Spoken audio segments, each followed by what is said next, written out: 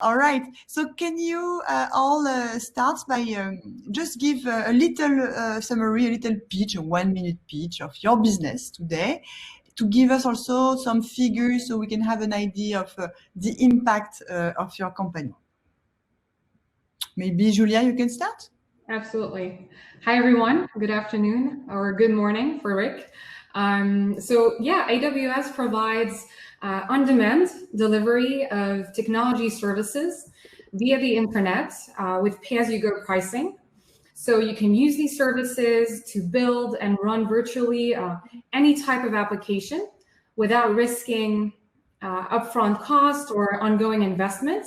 And you only pay for what you use. So we are the world's most broadly adopted cloud platform. AWS offers 175 fully featured services from data centers around the globe. We serve millions of customers across 190 countries. I see Alice nodding, including the fastest growing startups, large enterprises, leading government agencies. They trust AWS to power their infrastructure, to become more agile, and to lower costs. Cool. Thank you, Julia. Arun, maybe you want to introduce your business? Absolutely. Thanks, Alice. First of all, thank you for putting together such a wonderful event. I'm pretty impressed and really, really excited to be part of this. Introducing ourselves, I'm part of Freshworks. Freshworks is founded 10 years ago, October 2010. And we are now, we crossed 200 million ARR 6 months ago or so. And we are in Series H, 400 million or so raised. We're still private. We have 3,300 people globally and 12 offices across the world. So all this comes together to do what? We produce what we call as a beautiful, affordable workflow software. And this is how we are very passionate about. And when I say beautiful and affordable, it's kind of the underpinning. It's like how to create intuitive products that's so easy to use. You don't need training. That's kind of a religion for us. So what do these products do? We fundamentally focus on two constituents. Every company exists to serve customers. So we have entire suite of products all the way from marketing, sales, chat, caller, success. All these products are aimed at customers. Then how do you make happy customers is you have to have happy employees. So we have software that's built to make employees' digital life easier, like service management, ticket management for them, or also recruiting them, onboarding them, the whole 9 yards. So think of it as we want to make employees happy by making their life easier by workflow software, so they can make your customers happy by using the best customer software. So we have almost 12 products today. 12, wow. Cool, very, very clear. Thank you very much, Arun. And you, Rick, your turn now. Yes, hi. Thank you, Alice. So my name's Rick. I'm the co-founder and CEO of Guru. Guru helps companies stay on the same page by having access to all of the knowledge that you need to do your job. So, we think of what we do inherently as a collaboration need between people who are seeking knowledge within their company to answer customer questions, and subject matter experts who are providing that knowledge. Oftentimes as companies grow or as teams start working in different locations, the idea of just kind of shoulder tapping an expert to get answers doesn't really scale anymore. And Guru provides a system, a collaboration product that solves that. Oftentimes we're replacing things like wikis or maybe CMS sites where it's, maybe the company's outgrown it, or there isn't adoption or trust in the accuracy of the knowledge. And, those are really areas where we can help our customers. We work with, thousands of companies around the world, and teams as, small as 10 up to thousands, Stripe or Nubank or Shopify, Spotify, Slack would all be examples of customers of ours. Actually, Freshworks is, thank you, Arun, a customer of ours. And yeah, I think really we'll certainly get into it today, but I think customer service teams in particular is one of our biggest use cases of Guru. So we are very passionate both about how we think about helping solve that for our customers, but also internally how we call it creating advocates with our customers, and have sort of ingrained that into the culture of Guru, which I'm excited to chat more about. So that's so cool. I didn't know you had Freshworks as a customer. And actually, I guess, I mean, I am a customer of AWS. We are all customers of each other. Yeah. All right. So, okay, let's start with this question. So retention is arguably more difficult and important than acquisition nowadays, because people go from a tool to another tool. It's hard to retain. It's getting harder and harder to retain the people into a product, and the competition is super high. So how can you measure? Because I guess customer experience can be one of the reasons to stay using a product. So how can you measure customer experience and the impact on business? So what kind of metrics basically do you look at?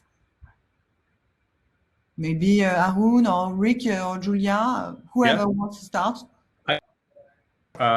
So I think it's a very, very important question. And I want to emphasize why it's even more important for a SaaS company, because the cost of acquiring a customer is so high. And it takes so many months or years for you to break even. And unless they are happy, you are going to lose the customer. But on the flip side, if they're happy, they're going to be buying more of our products. For a multi-product company like ours, it's important. And even for a single product company, they become their reference customers for us to, the word of mouth. So it's super, super important. Cannot emphasize enough. Otherwise, you're having a leaky bucket where you pour water, you're going to lose. So it's very important. How do we measure? What do we measure? To your question, Alice, we start from, for each stage, it's different. The number one thing, what you have seen is the first 90 days is the most important. During those 90 days, if they're not set up right, if they don't know how to use the product, if they don't know all the features and functionalities, if you don't have internal champions who understand and explain about it and evangelize your product internally, you are not set up for success. So during that time, we actually measure things like customer satisfaction for a go live. We do like a go live kickoff, and once they are live, we ask a lot of things. We want to create a lot of positivity, so we ask them to do some social posting and things like that. We send gifts. This is what I call as a wow moment, because it gets evangelization, and that lets us to see how many users are starting to use the product. Let's say if we sell X number of agents, are they using it all or not using it? Then we also start tracking how many products, features they're using. A lot of times, there is a very famous thing that Microsoft has this Excel, which has thousands of features. Almost 89% of the people apparently use not more than like 10 features. They don't know the features. But oftentimes they will end up buying another product to fulfill that one. So we also look at how much features are being used. And we also do engagement. Engagement is a very important metric. So in engagement, we define it as like how many times there is a conversation, because at the end of the day, it's a person to person. And if there is a conversation, we know what are the issues, what are the business problems, what are the challenges. So we track the number of engagements. And we also try to elevate the number of engagements, including giving them an ability to influence our product roadmap or things like that. So we bring them to different workshops and so on for critical customers. So all around, it gives us from the way when we start, from the go live kickoff, all the way to much later to customer advocacy. So we make sure we measure many different things along the way. But when you started, did you have all of these process in place? Or absolutely, we started. No, I'm kidding. Of course not. It was in a lot of times. Again, if a lot of the audience are like early stage, the person who's going to do customer success, the person who you're going to onboard, the person who's going to answer the tickets, most likely is going to be the same person, right? And so at that stage, and in fact, we are at that stage as well. So what we have is we have 12 products. We call some of them are mature products, some of them are emerging products. The way we are able to do 12 products in so many years is we create a team. The emerging product act like a startup. So they're it's operating like pretty much like many of you are building a product. We basically have the same number of people, customers successful, and the best, easiest way is to ask, consistently ask, is everything, are you able to accomplish your business objective? So here, my fundamental guidance, I would say, is put yourself in the shoes of the customer. It's not that they use your product. If they don't accomplish their business objective, your product is not going to get them, you will still churn. So it's important to say, are you able to accomplish what you wanted? And that question has to be, the second question I always ask, how can we improve? We always ask this question, what can we do better? Tell us, because it comes from a place of humility and a customer success. And we say, look, we don't know everything, and just ask them, what can we do? What is one thing that we could have done better, right? So, and if you do that, it's a continuous improvement, and eventually you'll have a fully baked out process I just outlined earlier. Perfect. Thank you very much, Arun. It was a super complete, very interesting. I will remember the first 90 days actually that are very important. Yeah. Julia, you want to keep on? Absolutely. So, of course, agree with Arun, especially for SaaS businesses. I think both are actually extremely important. And as a business developer, I'm not going to say otherwise. Now, the way I see things for me is acquisition is the promise that a startup or a company makes, and retention is the ability to deliver to that promise. Brand and customer experience, they drive acquisition, they drive word of mouth referrals, they drive retention of the right customers, and that's even more important. And for that, as a company, you need to become a customer expert. You need to understand what they want, what they need, what are their perceptions, what are their options in order to make the right call.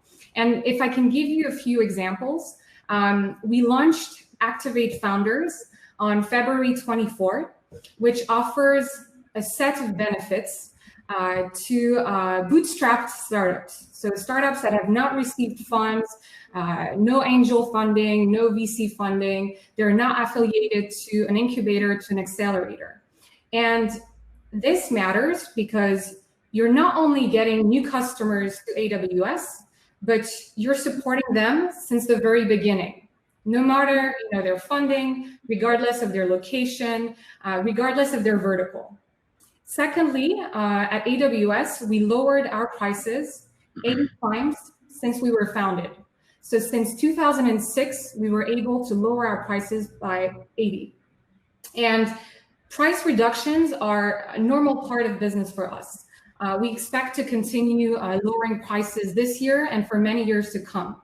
And it's easy to lower prices, but what's harder is being able to afford lower prices. So that's number two. Number three, I'm thinking of initiatives that we've put in place, like cost optimization webinars, giving startups the tools to optimize their cost on the platform. And during COVID-19, this was critical. Let's put it that way. And maybe one last thing is that we want to position ourselves as much more than just a technology company. We want to be startups' business partner. We offer, startup programs to help startups scale. We connect startup founders to VCs, to larger enterprises.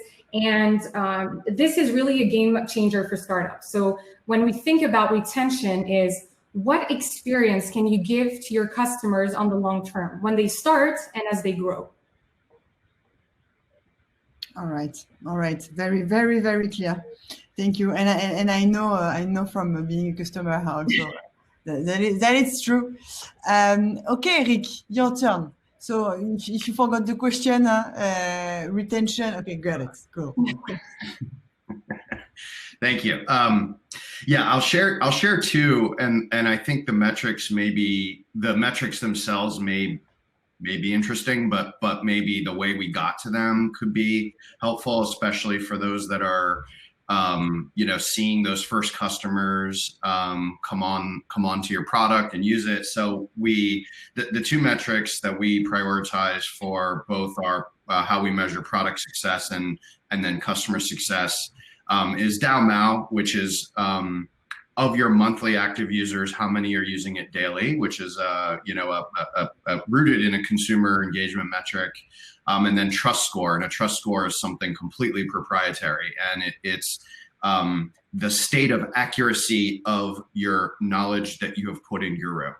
And as we were starting the company, we did a lot of customer development work. Well, when it was just me and Mitch is my co-founder and CTO, while he was actually, doing productive work of building the product. And I was like, well, what do I do while you're doing that? I was meeting with anybody who would chat with me about the problem we were trying to solve. And, Guru was rooted in a pain that Mitch and I personally lived while we were building Boomi, the company I started before Guru.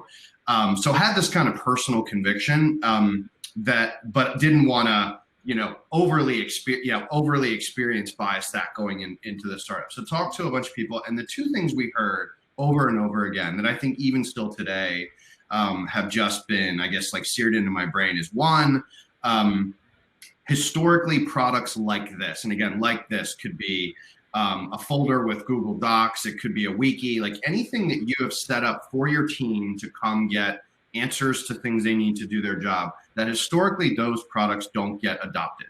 You roll them out. I loved Arun's 90-day thing, because same with us. Like there'll be this pop of like, cool, we have this new thing, and then historically with products like this, you kind of just forget about the product, right? It's like out of sight, out of mind. We heard that over and over and over again as we were talking about this problem. And we'd ask people, future customers, right?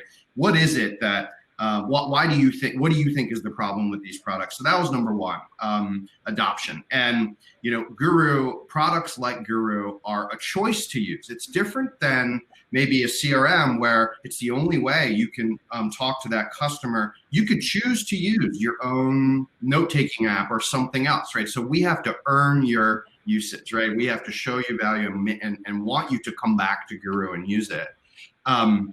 So that's how we got to DAU MAU, right? We said, okay, look, if we don't build a product that people will build daily habits around and come back and engage and use to do their job, anything else we build is academic, right? Because it's just going to not hit the mark, not connect. So that was number one, DAU MAU. Trust score. Second thing we heard from customers was, the other big problem with these products is when I go and look up stuff, I don't actually know if it's right. And so I don't trust it. Or we'd hear stories of, say, a customer service agent who went to the wiki, you grabbed an answer, sent it to the customer, it was wrong, and you're not happy as the agent, right? No one wants to give the wrong answer. The customer's frustrated because they were told the wrong thing, right? So there's this idea of trust where if you are going to use a system like this, how do you actually know if it's right or accurate? So we have built workflows in Guru that help with that. Everything in Guru is connected with a subject matter expert. Guru reminds you to verify the accuracy of things. We put a lot of work into that, but it culminates in this metric we call trust score. And as I mentioned, the trust score is the overall state of accuracy of your knowledge in Guru. And so our CX team has this concept of a health score. I can talk more about it, but these are the two kind of anchor metrics that are in that trust score, that are in that health score, which is the trust score over 90. So it's over 90% of the knowledge base accurate as verified by subject matter expert. If not, it sort of sends off kind of these proactive flags to our team to reach out, help the customer understand why that is, be proactive with the customer. And then DAU MAU. What's the ongoing engagement of the product? If we're seeing adoption, not where we benchmark it to be, or if we see it trailing off, again, early warning signals that we'll use to reach out. And I'm just curious, Rick, if you need to educate the people to the usage, how do you convince them? What is the moment they click and they really decide to use Guru and not all of the alternatives? There's two moments, the two wow moments to your point, and again, I think you have not much time in the onboarding of your product to get that moment, right? So for us, the number one biggest one, and the thing we hear by far anything else, is the idea that Guru lives where you work, and so If you're working in Chrome, we have a browser extension, we have a Slack bot, we have a Teams integration, Outlook plugin, Zendesk, Freshworks integration. So the whole idea is like, wherever you're working, Guru's kind of following you around to all those places. So what that means for the getting you to come back is you do one of those things. You install our browser extension, you install our Slack bot. So all of our onboarding and activation work is all rooted in Edge and making you aware of those things and then like stepping you through doing it.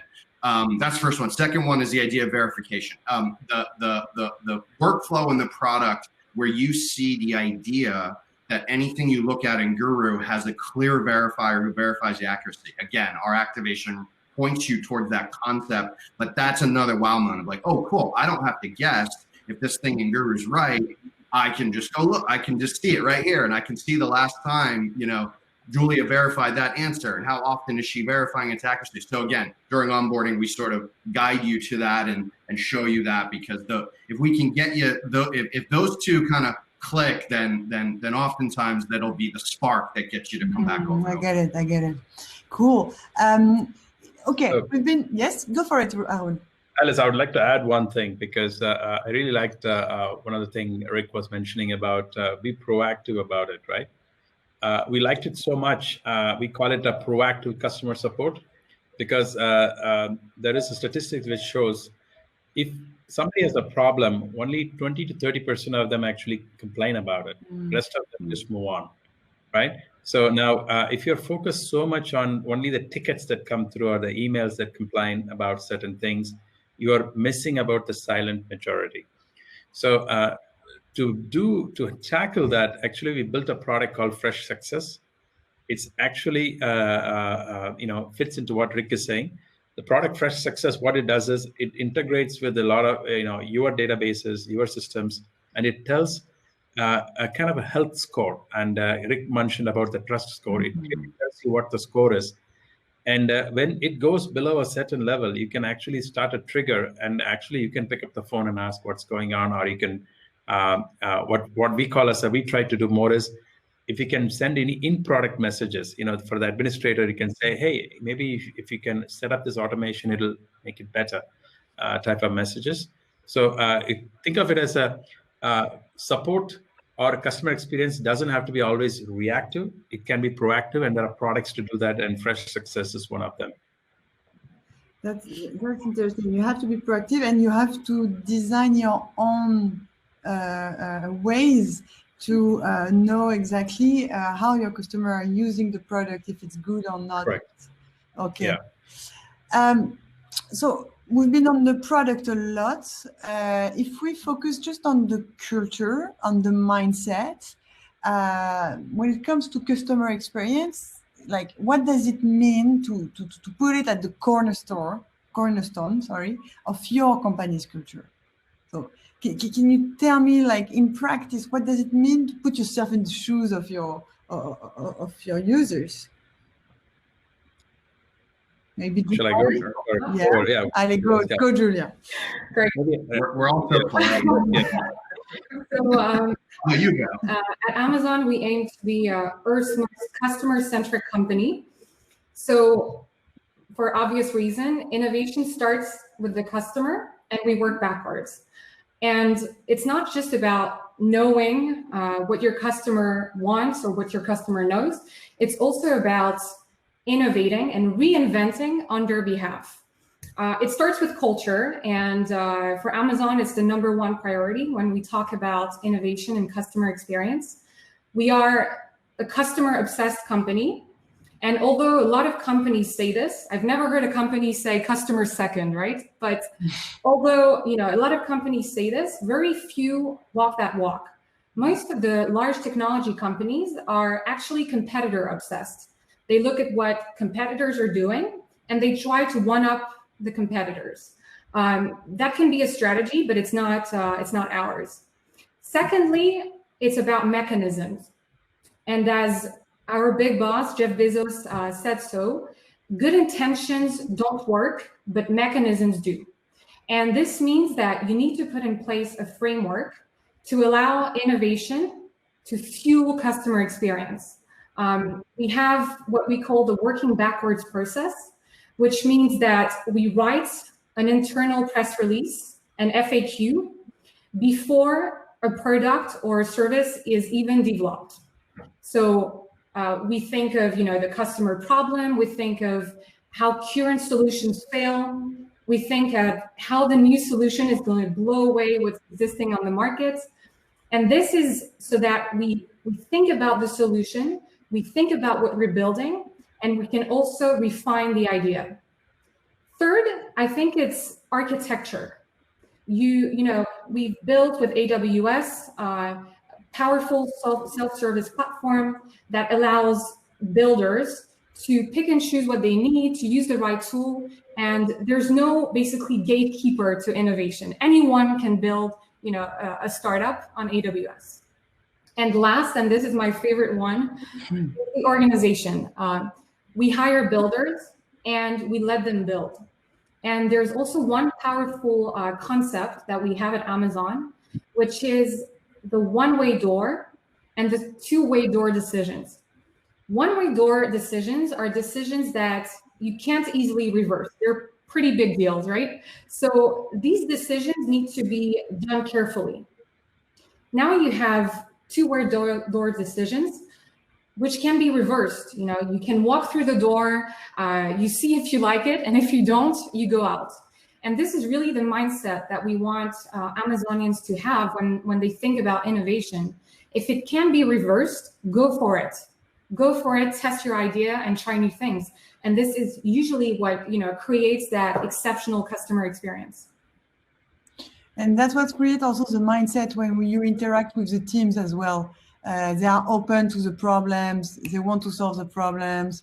You can feel it in the employees. Arun, you were talking about the employees, how to make your customers happy, you make your employees happy, and it's aligned. It's all aligned. All right. For Freshworks and Guru, this one, for Arun and Rick, because you are building solutions to enhance directly the customer experience.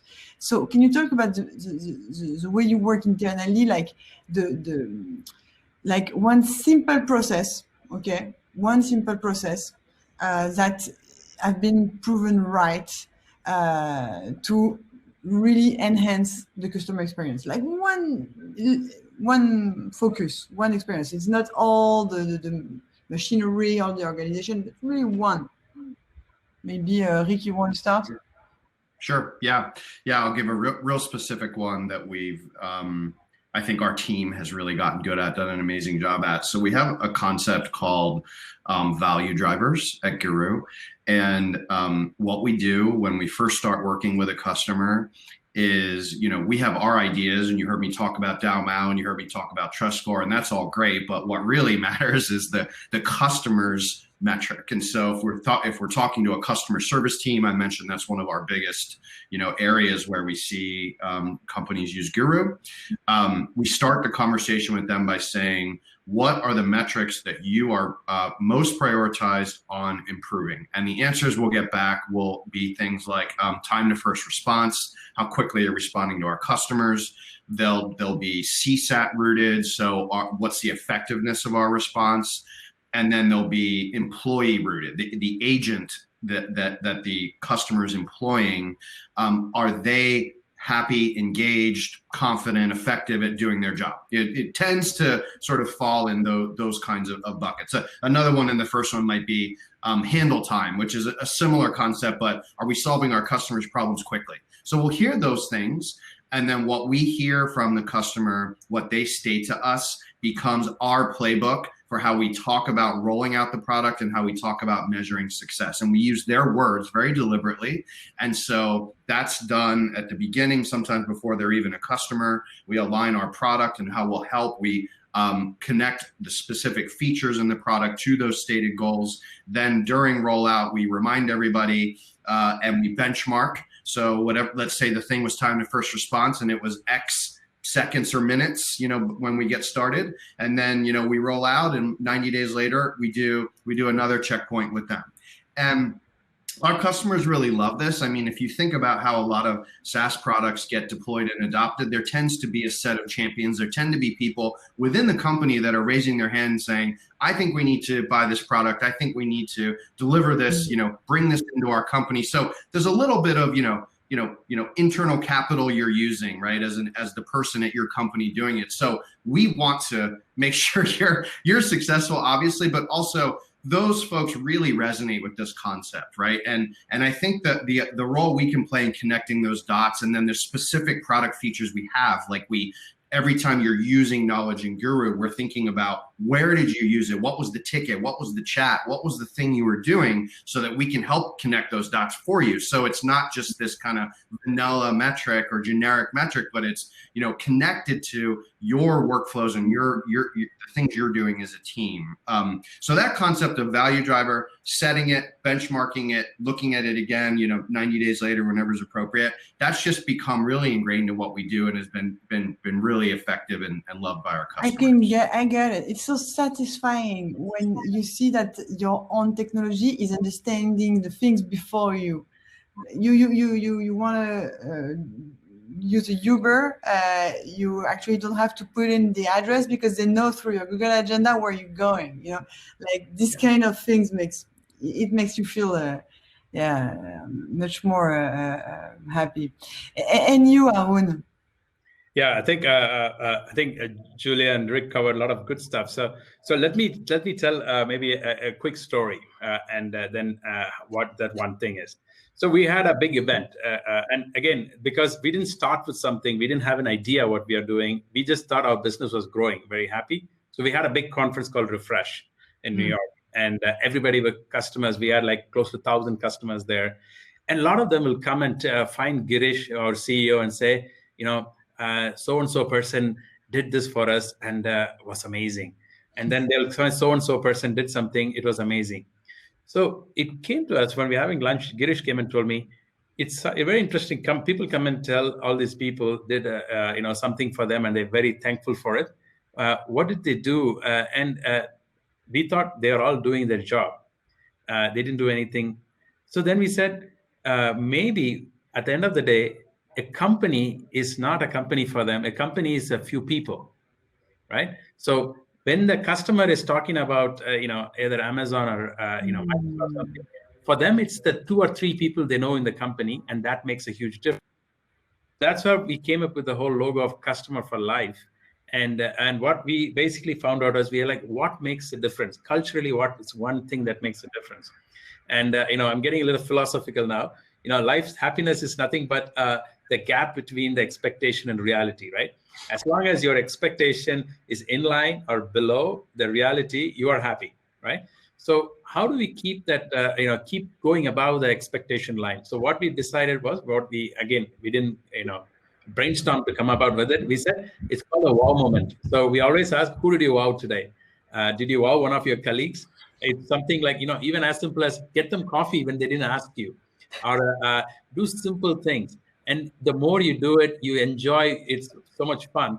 And then you do the same with your customers. You're not faking it because people can see through.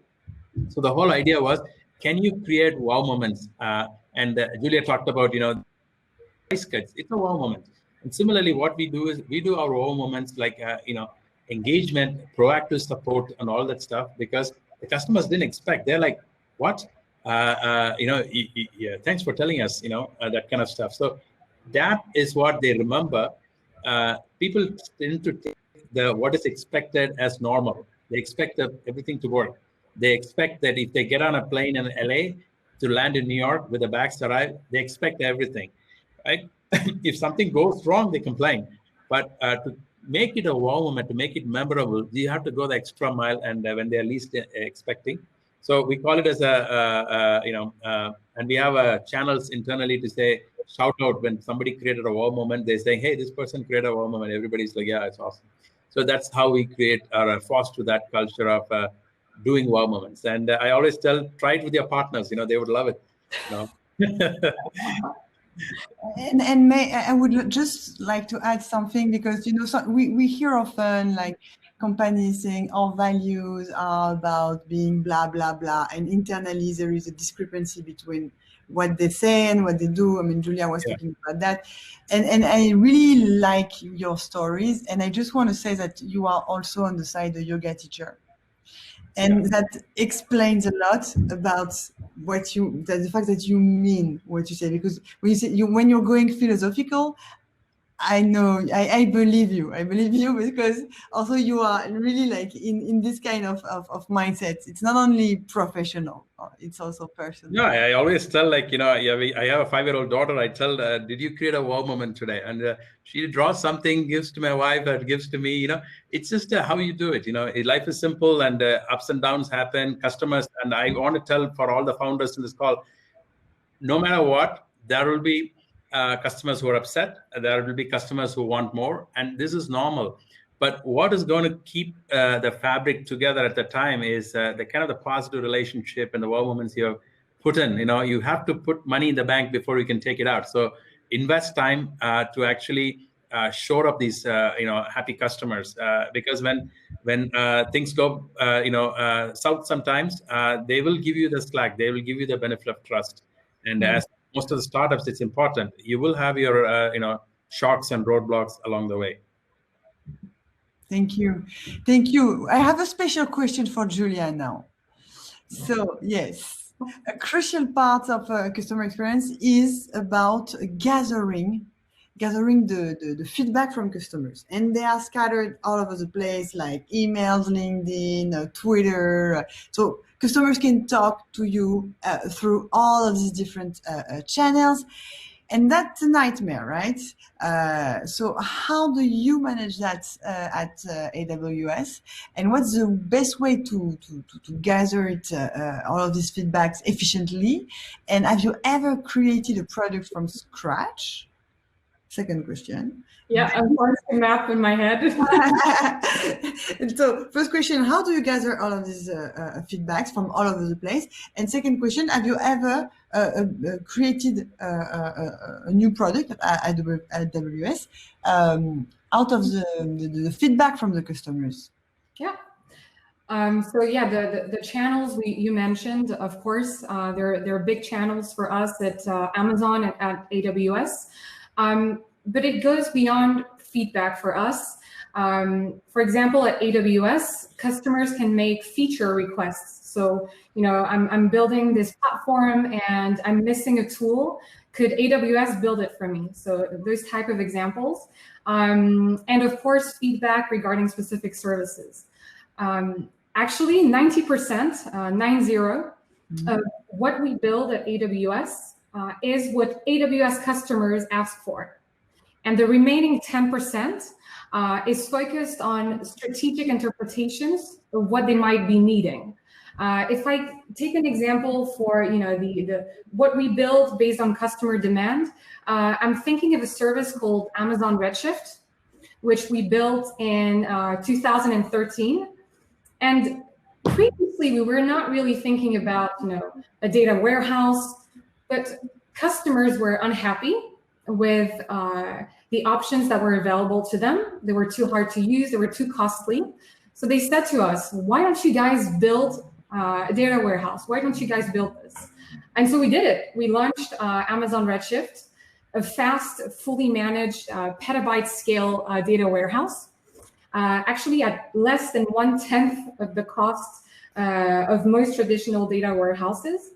And just in the first year, Amazon Redshift quickly became the fastest growing service at AWS, holding that title until a year later, where we launched Amazon Aurora. So the technical people on this summit can probably know what I'm talking about. But basically a MySQL database that we built the following year. And again, customers had been fed up with what existed. It had been available for decades. And so we came up with Amazon Aurora. And to this day, Amazon Aurora remains the fastest growing service in the history of AWS. So if you build products and services based on what your customers are asking for, there's a high chance that they will start using. So, yeah. For sure. All right. Thank you. Let's switch because we just have like 15 minutes left together, my friends. Unfortunately, times go so fast with all of you. So let's talk a little bit about the context, about the COVID and the crisis. So it's create a new experience online by default. Okay. But what other changes have you seen among your community of users, among your clients, and what did it make any impact on your own customer experience approach? And what do you think will stick, will stay, will remain? Is not just an effect of the current times, but there is a before and after. Maybe. So shall I go? Yeah. Go for it, Arun. Yeah. So the way we looked at COVID, COVID first of all is a health issue, health tragedy in a sense, like it's but if you take that aside, and what we have noticed is it has accelerated all the pre-existing trends and conditions, more or less. So let's talk about one at a time, right? Let's say customers, I think we talked about, are everywhere. And previously, customer, if they want to complain about a bank, they have to go to the bank or they have to call a particular number. Now, if you don't provide a number, they will complain about you somewhere else. They will talk about you somewhere, and they're everywhere. So that is now the whole idea of remote working. They're everywhere. Second, customers are on all the time. That was the second trend that was there. Now it's just accelerated because the lines between work, life, everything is balanced. You're seeing all kinds of stuff. So that is accelerated big time. Third one is AI as a trend was already picking up. Now it's accelerated even more to make sure where can we leverage it and so on and so forth. And other one I would say is the collaboration software, talking about all the softwares and everything, including what we are using, Hopin. These kind of collaboration software is not becoming the norm. Previously, there are cases where 4 people will be in the room, 3 people will be dialing in. But now we are even saying, what? It's actually better everybody is dialing in because it puts on an even footing. It's accelerating those kind of changes. So overall, what we have seen on all these different trends, the other one I would say is for Europe is very important is the digitization. Many countries talk about it. Companies that are very reluctant about cloud adoption, digitization, they're also accelerating. So all in, we are seeing a big, let's say, influx in interest and doubling down. And it's a great time to be a startup, I would say, because there's a lot of challenges as the world is reimagining itself. And from a customer experience standpoint, what I would say is, what does it mean for a company look from inside, right? Call centers or customer care centers used to be all in one place and they used to, talk to each other. But now it puts a lot of pressure. You want to be able to see everything. I think you mentioned about a customer can talk about you in Twitter, in Instagram, in Facebook, in an email, in a chat, from a mobile device. They can be all over the place.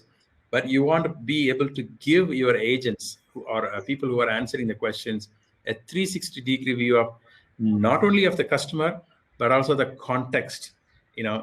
People get irritated if you ask them, what are you calling about? They want you to already see, oh, you recently purchased that. Oh, I see already you went to the knowledge base. You looked at these 5 articles. Oh, looks like you tried to do, seems like it didn't work. How can I help? That's the level of, I would say, proactivity is needed. So that I see it's accelerating big time for us. And so our software has to, our Freshworks 360 suite allows you to do the same thing. And you don't have to hop between different things and so on. And being a cloud provider, it's easy. You don't have to worry about security and having a VPN to connect. And a lot of companies are struggling with those things at the moment. And they're all rapidly accelerating the shift. Okay. Totally agree with what you said. Julia, Rick, COVID. Oops. Should I go ahead? Yeah. I just found something really funny on my phone, and it reminded me of your question, Alice. It says, who led the digital transformation of your company? So answer A is your CEO. answer B is your CTO, and answer C is COVID-19. And I think in France, this has been the situation during the crisis. For AWS, we saw basically two situations with our startup customers. We had some customers that had to scale down. So I'm thinking of startups in the travel vertical, in events. And we had some startups that experienced traffic spikes because their customers were relying on their services more than ever. And here we realized that AWS, that elasticity and the ability to acquire new resources and to release resources when you don't need them anymore was key. I'm thinking of a few customers to give you an example. Livestorm, actually, which in just a few weeks experienced peak usage that I had never seen before. To give you an idea, they increased by 170% the number of users. And in terms of their servers, this represents a load multiplied by 10. We had also Clevy, who offers conversational AI to allow employees to quickly access key resources. During the pandemic, they created an anonymous public information chatbot for COVID-19. So it was based on official recommendation, and it was helping people with self-diagnosis, with best practices. How should I wear my mask? And for us at AWS, it was really impressive to look at how fast some startups were coming up with solutions. Just 3 weeks after the COVID crisis had started, some companies like Clevy, but like Lifen also had already come up with solutions to help people. And this was incredible and really, really humbling for us. Cool. Rick? Yeah, I have really been, I guess, somewhat fascinated with the trend around office centricity. I mean, I think to answer your question, and Arun talked a lot about this concept. I think just to double click on that for a minute, I do think there'll be a permanence to moving away from office centricity. And by that I don't mean everyone's going to shift to a distributed work environment, but I think there'll be a lot of more flexibility in your expectations on coming into a physical office, and I think that'll be broadly, that'll broadly manifest. And when when that happens, you have to change a bunch of things about the way that you work as a company and the way that you support your customers. And the clues are in the companies that are at least what I like to call remote native, where they started remote really from the beginning or the early days. They've had to figure out how to work like that kind of from the beginning, and you can read and see what they do. And it's really fascinating. But to share like a few examples of that I've just seen happen and seen with our customers is the first is the idea of communication moving from synchronous versions to asynchronous versions. And I think that certainly an event like this would be an example of synchronous communication. We're all live talking to each other right now, but more and more, I think there is this idea that people are working at different hours and different days of the week. And bigger companies obviously are designed that way because they're global presences, but that's now being brought to companies that much earlier in their lives now are all working from their respective locations, and they're going different places. And so it's amazing when that happens, because you have to rethink so many things. And it could be simple things like, do you do town halls? How often did you do them? Many people I've talked to are doing them much more frequently than they were before, because the team wants to hear like, what's going on? What's happening? This craving of communication. The rise of like video, where, hey, you asked me that question. I'm not sure if we'll have a chance to jump on a Zoom together live. So I recorded this quick 3-minute video, check it out. Let me know if you have questions. Obviously written knowledge and just the idea of a writing culture. Julie was talking about things Amazon figured out long ago with the internal memo concept, where they don't do slides. They encourage everyone to write these well thought out narratives. And I think those are just things that are going to be cemented into how we work as teams and as companies.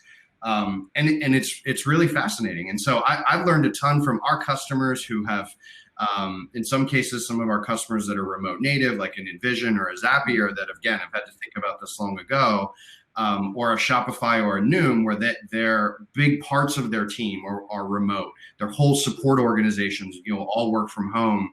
And you just pick up on these things that they figured out that I think are just, many of them are, I think, here to stay. Mm-hmm. And you personally, Rick, you were working remotely? Yes, we are. We have 160 employees at Guru. We had sort of Philadelphia and San Francisco as our two kind of offices. We had some remote teams for a while, but now, yes, I have been, our team has been living a lot of what I just described ourselves every day. We've changed the way we do internal communications quite drastically. We've changed the way we think about what we should use a chat tool for, what we should and shouldn't use it for. When everyone's suddenly remote, the rise of real-time conversations skyrockets. And so the need for those like signals outside the noise, it quickly shines a spotlight on that. And so we've thought a lot more about how we use our own product Guru inside of our company. But this recognition of asynchronous communication, it's just been, it's been fascinating. And we've been incorporating a lot of that in how we operate. Yeah. Cool. Really interesting. I think we are at the end, but so there are so many debates in the chat. I wanted to pick some questions, but I will ask my last question because I see that there is a huge debate in the chat a theoretical debate between Marte and other people and Tamara about what is UX, what is UI, what is customer experience. I love that. I love you people for debating. Last question I want to ask to all of you, dear guests. How important is innovation in reaching the wow moment? Like, do you have example of recent innovation of creating in order to create this wow effect? Who wants to start? That's my last question. Yeah. Allez, come on, Rick. I can share a really quick one because it connects to what I was just talking about. One of the things we recently introduced is a feature called Knowledge Alerts. Basically, when you are feeling, if your team is feeling overwhelmed, if you're feeling like, I don't know where to, how do I know where to get the high signal stuff? The important thing I need to know right now. Knowledge alerts really born out of that feeling of like information overload. And so what you can do as someone who needs to disseminate something is you can say, I want this group to read this. We call them cards in Guru. Just think of it as a page of knowledge, some important thing.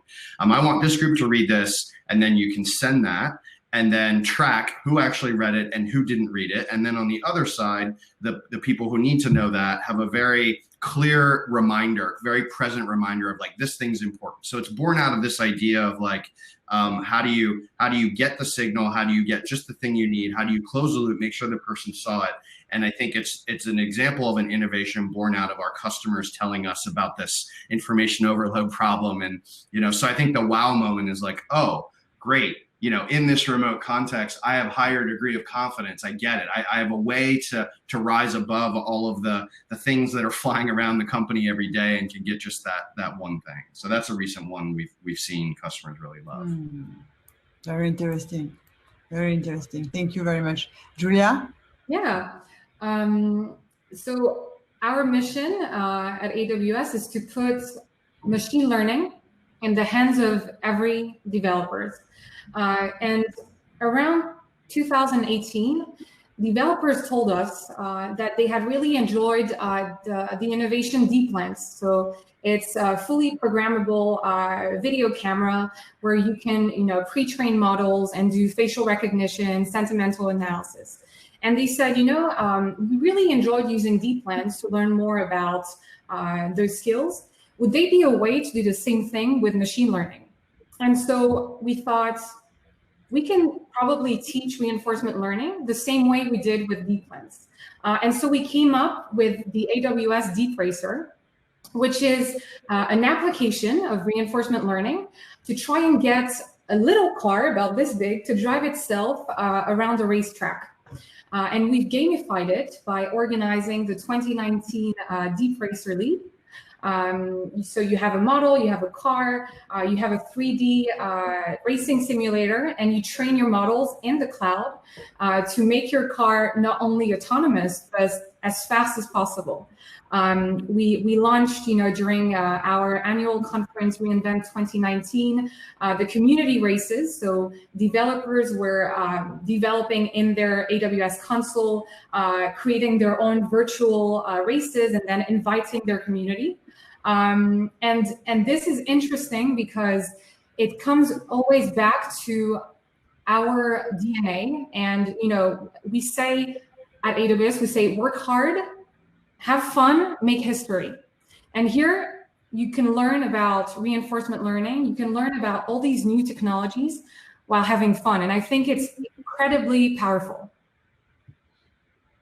Totally agree, Julia. I totally agree. Arun, you have the last word.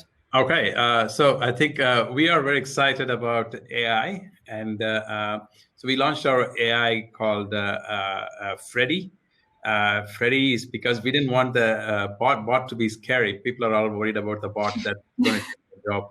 So we wanted to be like a friendly dog, and so for us, AI is not just a feature; it's an pervasive and many places. So I will talk about maybe a couple of features that we innovated recently. One is to basically when a deal, in a deal pipeline, it clearly tells you when a particular deal is actually hot now, or especially if it's going cold, and kind of nudge the salesperson to, hey, this is the time for you to reach out or do something. And then it can also suggest when is a good time to send an email, because for a particular contact, because they are more likely to respond because it's just looking at the data of previous experience and so on. So it's being, think of it as like a sales assistant sitting next to you and telling, this person you should contact, or this is the person, this is the right time to send. Of course, we are working on hopefully to create something which even drafts the email for you.